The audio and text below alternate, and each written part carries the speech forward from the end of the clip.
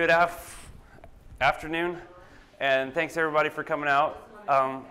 So what we're going to be talking about today is, let's try this again. Today we're going to be talking about a case study of the lab that we built internally in SUSE for our sales engineering group. My name is Rick Ashford. I manage the sales engineering group for the western half of the United States. I'm based out of Austin, Texas.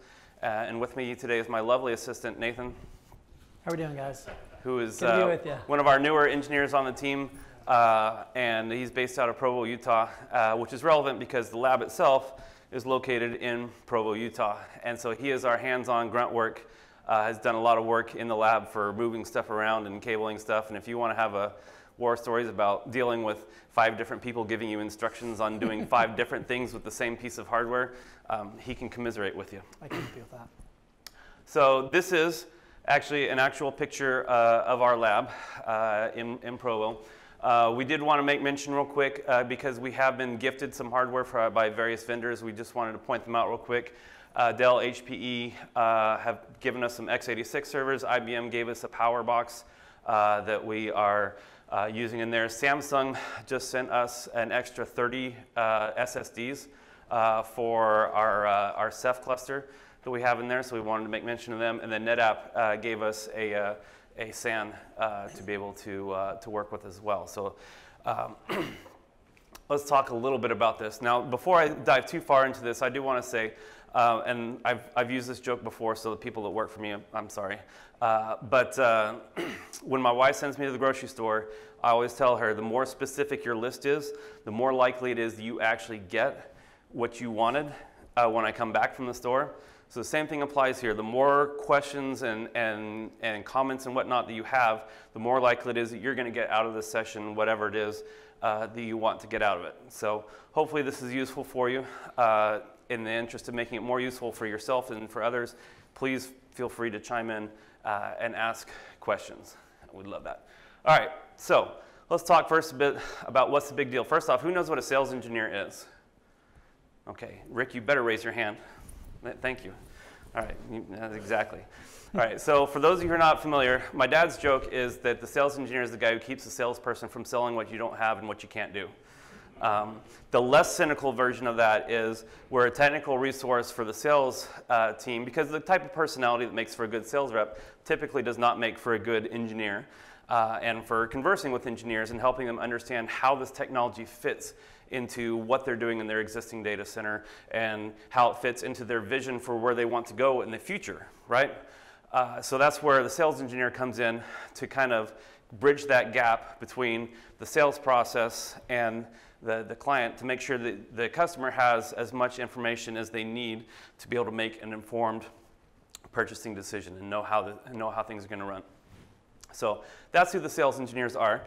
Right now, in terms of why did we need to build ourselves a lab? Well, first off, we have right now about 75, give or take 75 to 80 SEs that are scattered all around the world, right? And so that can lead to, with differences in languages and customs and available resources, that can lead to wide variations in what people are able to provide for their customers. Specifically, traditionally we've done most of our demos off of laptops, and we've had some guys that have these amazing laptops that you can play all the latest, greatest games on, and oh yeah, you can do some virtual machines and stuff like that for doing wonderful things.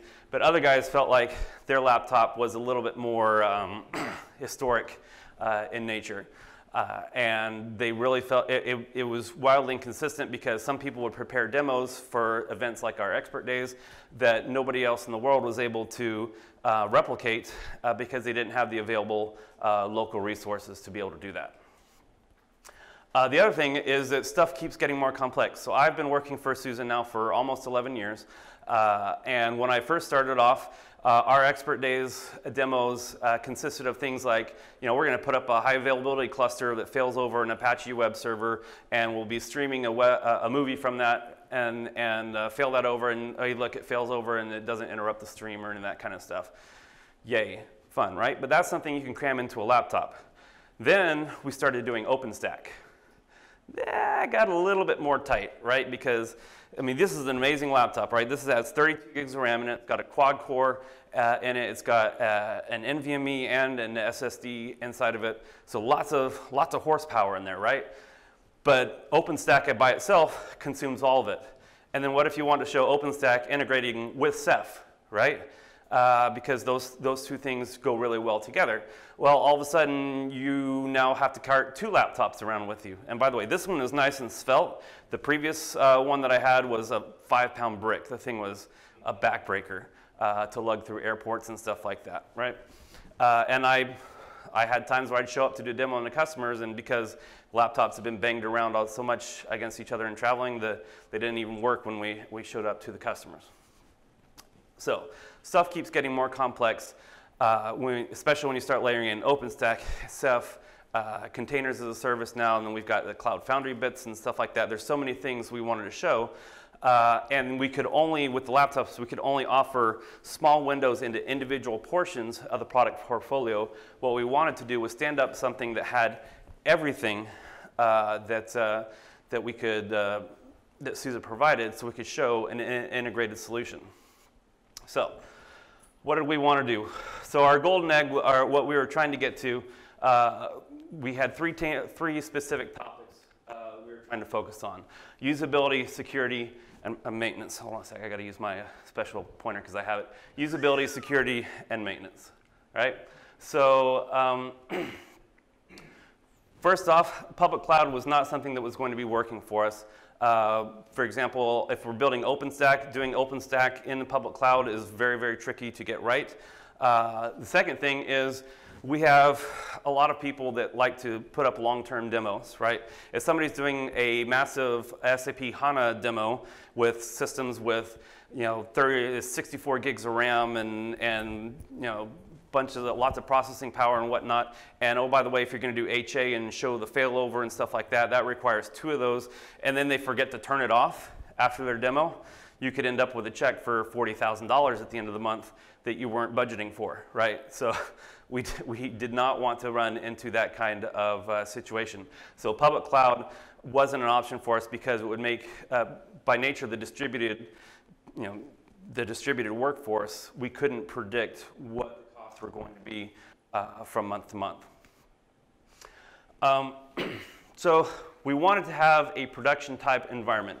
So we wanted it to be able to be available for strategic events such as SUSECON or our expert days, but also be available for spontaneous customer demos, right? Where you're talking to somebody on the phone and they say, hey, I want to be able, you mentioned SUSE Manager, and they say, hey, can you show me what SUSE Manager looks like? We wanted to be able to pull it up right there and give it a whirl. Or in the case of like the HA cluster that I talked about a couple minutes ago, be able to fire that up. I had somebody that did that last week for one of their customers over on the West Coast. And then we wanted enough resources to be available in the lab that we wouldn't have to worry too much about resource contention, right? Whenever you're doing a demo, you always want it to go as smoothly as possible and look as wonderful as possible, so that people are just amazed about this transcendent experience they just had and just whip out their checkbook right then and start doing PO orders. And then the other thing is we wanted to create a complete integrated SUSE stack, right? How many people have seen this slide before? Right, okay. Pretty much everybody in the room, I think all the SUSE employees raised their hand. That's a good start. So this is our architecture ideal of everything that we have and how it ties together. Who here has actually seen all of it working all together at the same time? You can raise your hand, Rick and Nathan. Okay, because we have it in the lab. Right.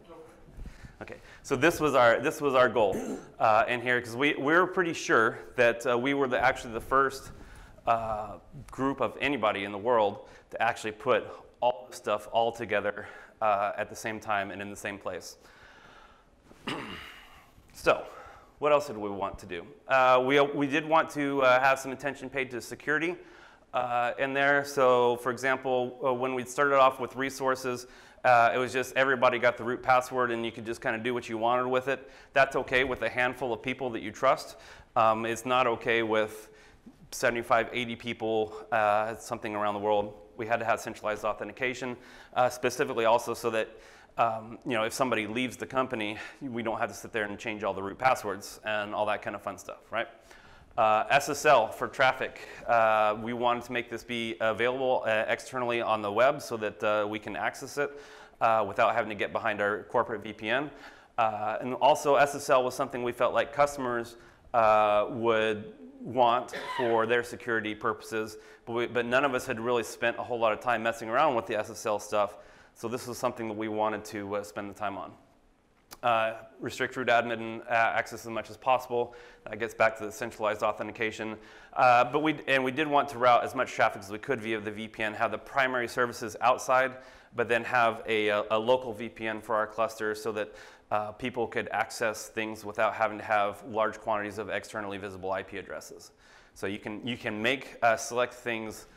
We wanted to be able to make select things visible as we needed to and as we wanted to, but still give people the flexibility to do whatever they want without having to worry about IP resource contention. Right? We good so far? Any questions, thoughts, comments, jokes? Bad jokes? Good jokes? Dad jokes? Okay. Centralized auth, use like SSD for it? We just open LDAP, actually. So there was a session that I went to this morning. So if any of you have invented time travel and you want to go back, there was a great session by Rodolfo Bejarano and Michael Carrington talking about the actual LDAP work that they did to integrate with, specifically with our containers as a service platform, but it also serves as the LDAP authentication for all this right here. That session is going to be repeated, as I understand it, so you can still go and see it if you haven't got the time travel thing worked out quite yet. All right. The other thing is, how many people here know who Cameron Cedar is? Okay. Cameron Cedar is one of our most highly sought after engineers, right? He spent, 7-8 years as one of our best support engineers. And I actually made quite a bit of money by selling his services to some of my customers. And then he transitioned over into the sales engineering team, and he became one of the top engineers that we have right here. As such, a lot of these kind of things, these kind of projects of setting stuff up have kind of floated to him just because he does such a good job of it. I call it the curse of competence. Once people know that you can actually get stuff done, then they start asking you to do more stuff. He's got the curse of competence. So we wanted to try to get something that could kind of be standalone and not require constant intervention by high-level engineers, right? That means defined processes, documentation. We wanted to have things that were going to just work, right? And not have to have a lot of hand-holding. We wanted also to represent the current release versions of the products. That was important to us, so we can obviously be showing off the latest and greatest of things. We did not want this to be beta code because we did want to treat this like a production style environment. So if you want to do beta code, you can spin up some VMs inside of OpenStack to do whatever you want and show off the beta code that way, but the core infrastructure is going to be current release versions of the products. We wanted to do production-like patch cycles, so I think we settled on quarterly patching, where we'll go in and just make sure that all the base infrastructure nodes are patched up and good to go. The quarterly schedule was mainly a part of the minimizing impact on the highly utilized people. We didn't want to have risk breakages that would then require intervention by Cameron or Alejandro or some of the other people that we have that were participating, things like that. And the other thing is, and hopefully the customers in the room will appreciate this, we wanted to find bugs before you guys did, right? Because we were using this in a way that nobody had actually done yet in terms of trying to get everything all to work all together, we knew that there's edge cases that get missed in QA just because that's not what you were testing for. And so we wanted to try and find some of these bugs and get them squashed before our customers ran into them. And even if it took us a while to get them fixed, at least we then know where the pitfalls were that we can go in and be able to present an accurate vision of what's going on to the customer. Good? All right. All right. Whoa, boy. We ran into some interesting things we had to sort out as part of this process. The first thing, it was really difficult and we're going to start off from the hardware perspective right here. Finding the correct balance of compute versus storage and resource allocation. I cannot tell you how many arguments we had going back and forth, friendly arguments, but discussions nevertheless about, okay, for the storage nodes, how much RAM do they actually need versus what they have in them right now? And, do we need to pull the RAM out of those machines and stick them over into these other ones so we have more RAM available in our compute controllers? And how do we allocate, the disks, the 30 disks that we got from Samsung, the discussions of where to put those disks and how best to take advantage of those. We use them for write-ahead log caching for the Ceph cluster. Do we use them for deploying virtual machines in the compute infrastructure to speed up that process? There are so many different ways where we could balance this, and the discussions for that were something that took a little while to get done. And I imagine that any kind of deployment like this is going to run into similar type discussions. When you have finite resources, people have different ideas about how they're going to be used. This is one that you're probably not going to run into in the course of doing whatever it is you're doing. We actually had to pick up and physically transplant all the hardware in the lab from one end of the data center to the other. As part of the SUSE separation, they were basically going to take this data center and build a metal cage wall all the way down through the middle, and one side was SUSE and the other side was going to be Micro Focus, and our stuff was going to be completely separated. So we had to pick up all of our stuff and migrate it all the way to the other side of the data center, and hopefully get it all cabled back up and running without screwing anything up. We had a team of guys there. They did a great job of that. Nathan did a wonderful job of helping out with that. I really appreciate that. I didn't do a whole lot of the lifting on there because of my bad back, but we spent a lot of time there. We moved a lot of stuff around. Yes, we did. The other thing was, initially the hardware we were using, before we started getting donations from HPEs and the Dells and whatnot, was a lot of repurposed hardware. So that meant that we ended up, while the hardware worked, we would get into intermittent states where a disk was failing, and so it was throwing errors someplace else that it wasn't immediately obvious that the disk was the problem, and various things like that we had to kind of sort through. OpenStack and Ceph and these kind of things, they are built so to be failure resistant and failure tolerant. They're built with the idea that any one node can go down and it can recover.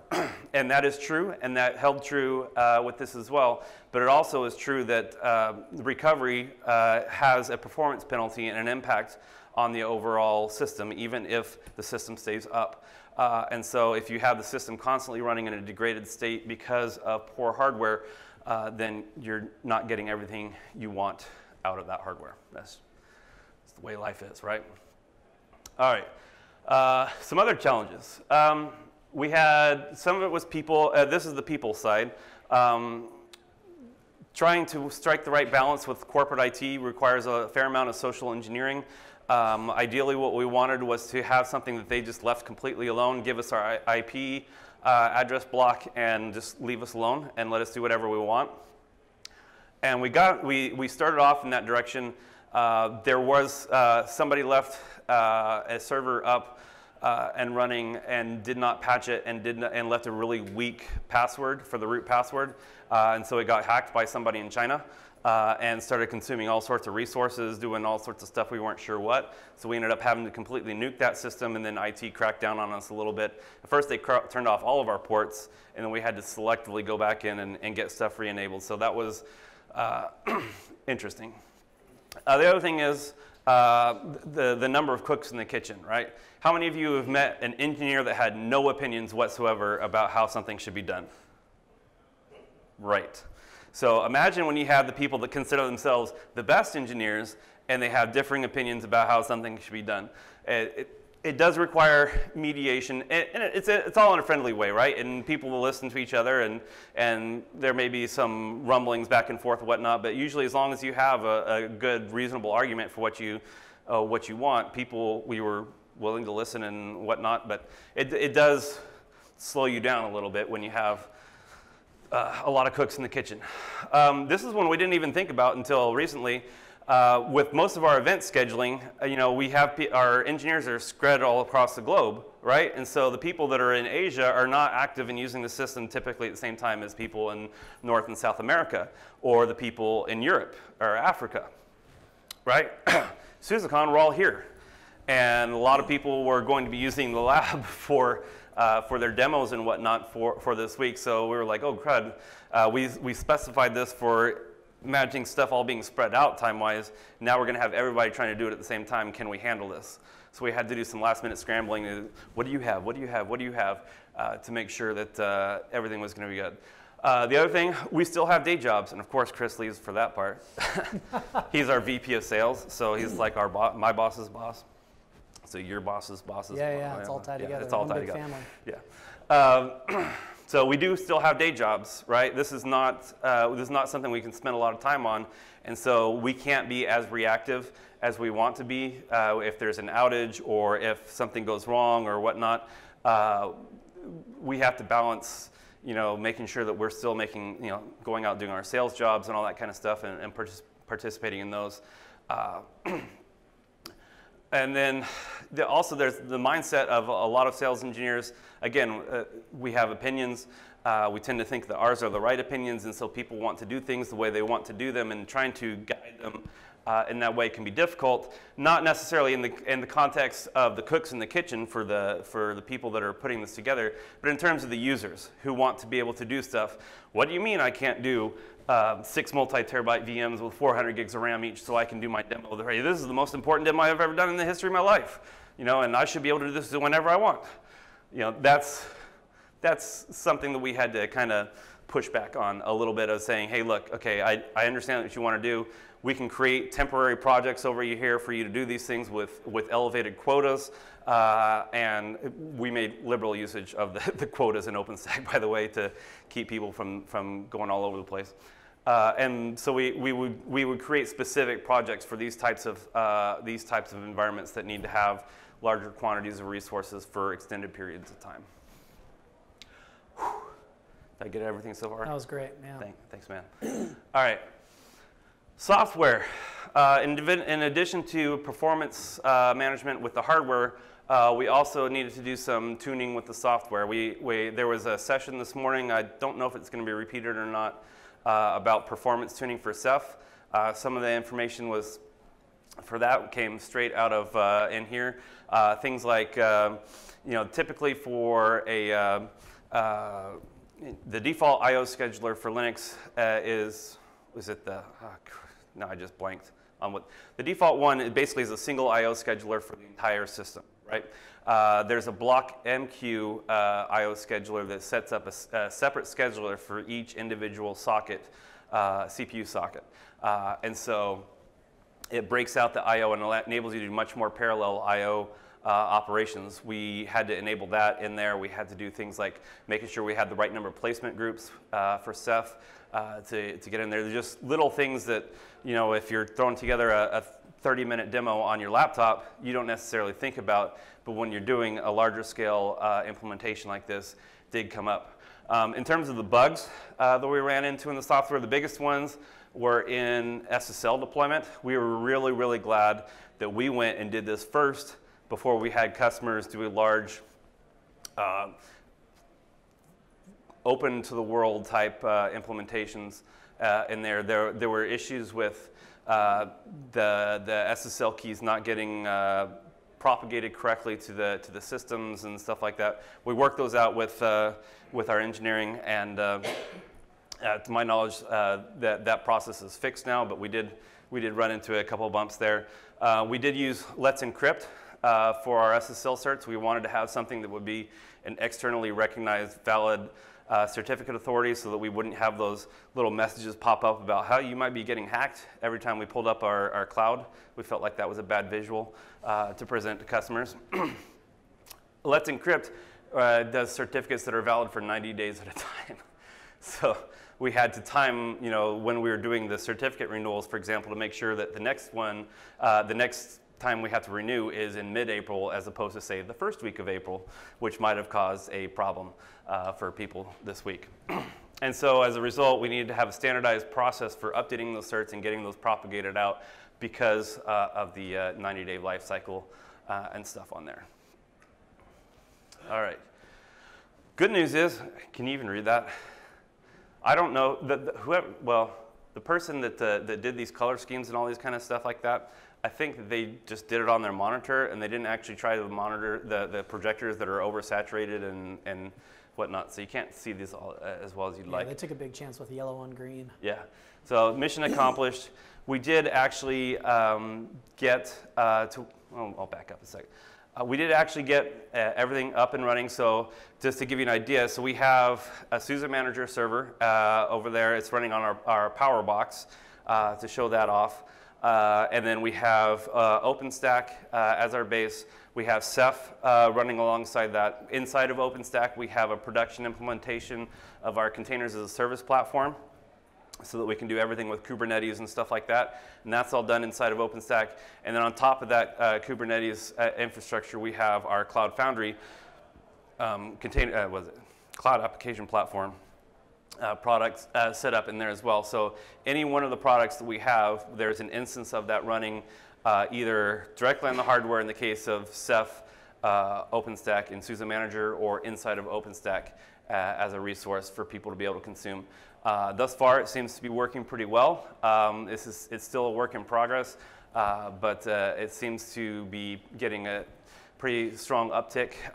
When I was asking about who was using this lab for SUSECON, we had about 8 people raise their hands for stuff that they were running their sessions through. If you've gone to any of our expert days in the past, the upcoming round of expert days is going to lean heavily on this lab, and everything appears to be working. Knock on wood. Hopefully that nothing breaks beyond that. So that's what I had to say. But given that the complexities of everything, I wanted to open it up kind of here and see if any of you guys have questions about anything that we ran into, or whether we experienced something that you ran into, or if you've tried to do something similar, how did things go for you? The time is now yours. So for the benefit of the recording, the question is, customers typically want to see applications. What type of applications do we actually run up there? What we've focused on right here is providing an environment so that people can make specific ones. For example, last week I had one of my engineers wanted to do an HA demo for one of their customers. So he built up and just did a simple Apache web server with a node 1 HTML over here and a node 2 HTML over here, and then when it failed over, you just refresh the web browser kind of thing. We've done like the sock shop style demos for microservices inside of the containers section. That works really well. Yeah, for Cloud Foundry bits, I've done demos using the zero to hero materials that are out there from the Cloud Native Foundation that enable you to do, just basic hello world type stuff within Cloud Foundry. I've done those types of demos in there. We're in the process of trying to define a way to do a catalog, so we can just have a list of pre-built demos. You can just click the button and stuff just magically appears. The problem is that there isn't anything really good out there. We found one product that called the Open Service Catalog Manager that was okay, but it's a pain to get set up correctly. Like it requires vSphere credentials even if you don't have VMware anywhere around you.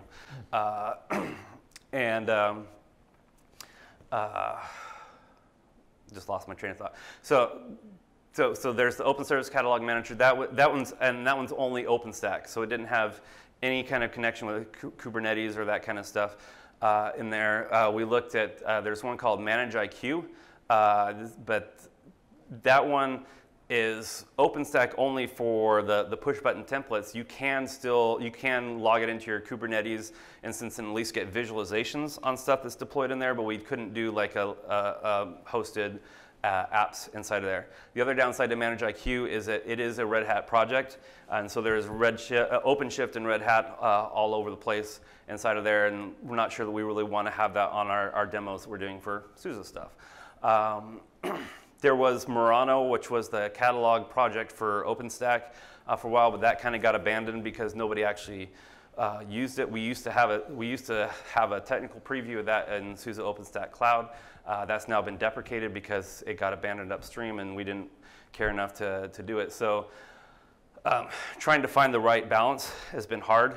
At least in the Cloud Foundry space, we have the Stratos UI that's part of our offering, and that does have a marketplace inside of it. And we could do some pre-canned Cloud Foundry stuff in there.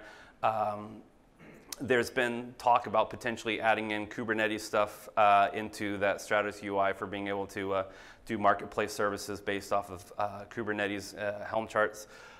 So that could potentially get into there, but so the very long-winded answer to your question is that right now it's kind of up to the individual engineer as to what they want to show.